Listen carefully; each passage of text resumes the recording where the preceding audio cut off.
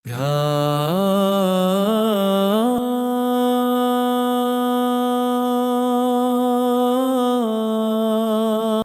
علیکم ورحمۃ اللہ وبرکاتہ۔ ناظرین،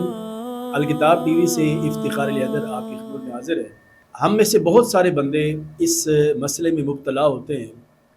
کہ ان کے گھر میں جنات ہیں، ان کو رات کو گھر میں ڈر لگتا ہے، ان کو سوتے ہوئے ڈر لگتا ہے، یا کسی بچے کو کوئی بیماری ہو گئی اور کسی نے کہہ دیا کہ کسی نے جادو کر دیا ہے یا اس کے اوپر جن کا سایہ ہے، تو ہم بڑی جلدی ان باتوں کے اوپر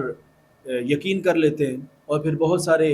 مختلف افراد کے پاس جاتے ہیں اور ان سے جا کے علاج کرواتے ہیں، جو اس مد میں آپ سے اچھا خاصا پیسہ وصول کرتے ہیں،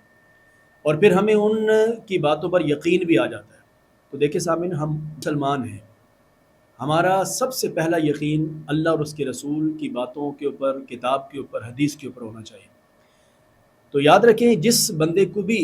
یہ خدشہ ہے کہ اس کے گھر میں جنات ہیں، اس کو ڈر لگتا ہے،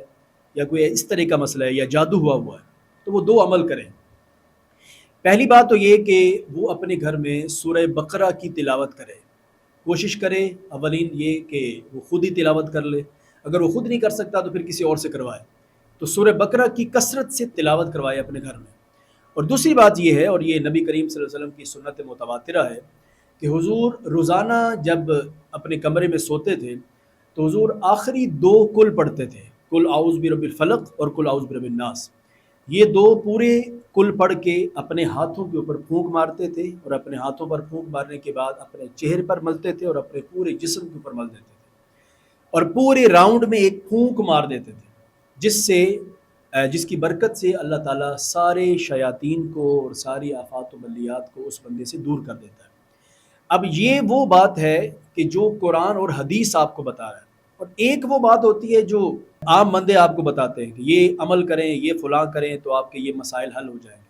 تو دیکھیں، مسلمان ہونے کے ناطے سب سے پہلے ہمیں قرآن اور حدیث کے اس نسخے کے اوپر یقین بھی کرنا چاہیے اور عمل بھی کرنا چاہیے۔ تو جس بندے کو بھی یہ مسئلہ ہے، وہ یہ دو عمل اپنی زندگی میں مسلسل کرے، متواتر کرے، اللہ تعالیٰ اس کی ساری پریشانیاں دور کر دے گا۔ والسلام ورحمۃ اللہ وبرکاتہ۔